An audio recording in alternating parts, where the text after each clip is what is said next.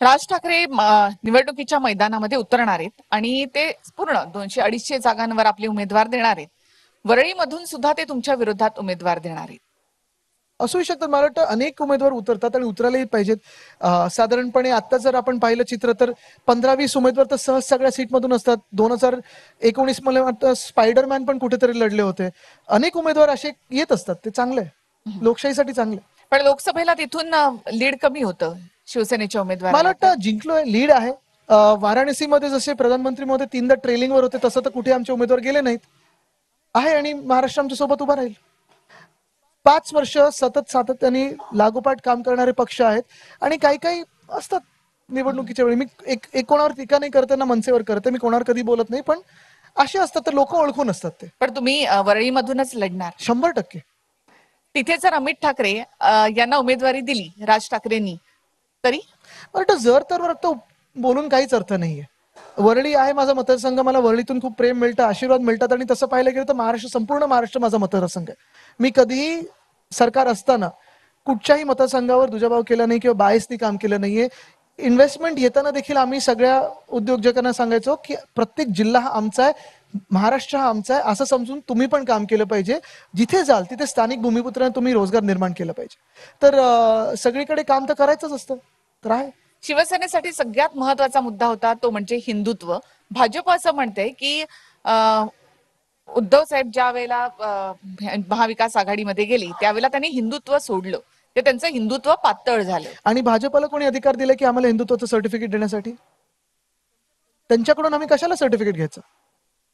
भाजप हे हिंदुत्वाचं सर्टिफिकेट देण्यासाठी कुठचीही संस्था नाहीये. पहिली गोष्ट म्हणजे आमच्यासाठी सर्वात महत्वाचा विषय, ज्याची सुरुवात ज्या कारणामुळे शिवसेनेची सुरुवात झाली आणि माझ्या आजोबांनी ती सुरुवात केली, ती म्हणजे भूमिपुत्र आणि भूमिपुत्रांच्या न्याय हक्कांसाठी आणि रोजगारासाठी. त्याची लढाई अजूनही सुरू आहे आमची. आमचं सरकार असताना आम्ही केलेलं ते की 80% भूमिपुत्रांनाच तुम्ही तिथे जॉब्स दिले पाहिजेत, हे आम्ही केलेलं. भाजप पाळत नाहीये. आज आपण पाहतोय की महाराष्ट्रात मराठी तरुण असेल किंवा महाराष्ट्रात जन्म कुठच्याही भाषेचे असो, ह्या भूमिपुत्रांना इकडे रोजगार उपलब्ध होत नाही, कारण भाजप सगळा रोजगार जो आहे तो गुजरातमध्ये नेत आहे. दुसरी गोष्ट म्हणजे आमचं हिंदुत्व जे आहे ते भाजपपेक्षा फार वेगळं हिंदुत्व आहे. आमचं हिंदुत्व हे घरातली चूल पेटवणारं हिंदुत्व आहे, भाजपचं घर पेटवणारं हिंदुत्व आहे. हे तुम्ही लक्षात घेतलं पाहिजे. आणि हेच पुढचे 2 महिने भाजपवालेच हिंदू मुस्लिम दंगली लावण्याचा प्रयत्न करतील, हिंदूंमध्ये जातीमध्ये दंगली निर्माण करण्याचा प्रयत्न करतील. ते नाही जमलं तर जिल्ह्यामध्ये वाद निर्माण करण्याचा प्रयत्न करतील. आणि जेव्हा सगळं काही जमत नाही तेव्हा हिंदुस्थान पाकिस्तानवर बोलायला सुरू करतात. म्हणजे गल्लीतली निवडणूक असली तरी तिकडचं बोलतात. पण जेव्हा स्वतःचं सरकार असतं तेव्हा सगळ्यात जास्त अतिरेकी हल्ले जर पाहिले तर भाजपाच्या सरकारमध्ये झालेत. अगदी मग पार्लमेंटवर अटॅक असो किंवा कामदारचं ते काल आता ते आपण पाहत आहे नेटफ्लिक्सवर, आता ते येऊ रोखण्याचा प्रयत्न करतात, पण जे सत्य ते आलेलं आहे.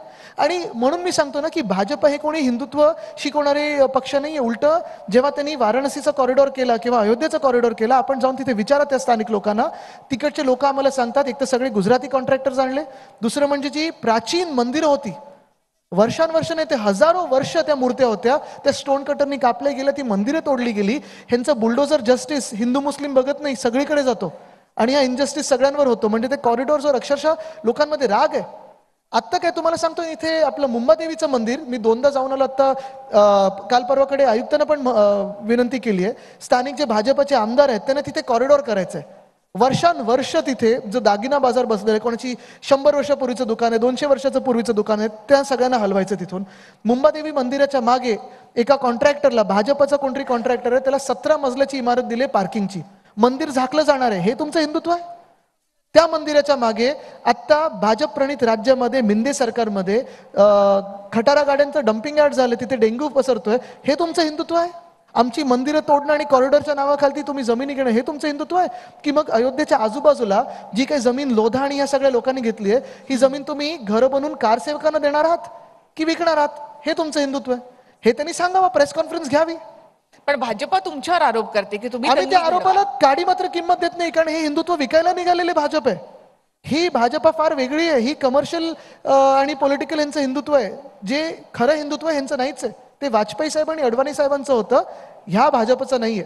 आणि एकनाथ शिंदे असं म्हणतात की आम्ही बाळासाहेबांचे विचार त्यांच्याकडे आम्ही पुढे जातो. बघा, ते काय ते अलिबाबा 40 स्टोअरकडे आम्ही जास्ती महत्व देतच नाही. ते डरपोक लोक आहेत. ते स्वतः गद्दारी करायला गुवाहाटीला पळायला, त्याच्या आधी सुरतेला जाऊन लपले होते. पण आज तुम्ही बघा, जे भाजपाचे जे एनडीए मध्ये जे नवीन मित्र आहेत ते कोण कोण आहेत? नितीश कुमारजी आहेत आणि चंद्रबाबू नायडूजी आहेत. ते हिंदुत्ववादी आहेत.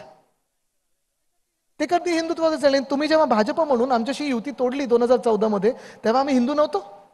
जेव्हा आमचा तुम्ही विश्वासघात केला, माझ्या आजोबांच्या खोलीमध्ये येऊन जो शब्द दिलेला तुम्ही तो पाळला नाहीत आणि विश्वासघात केला, तेव्हा आम्ही हिंदू नव्हतो.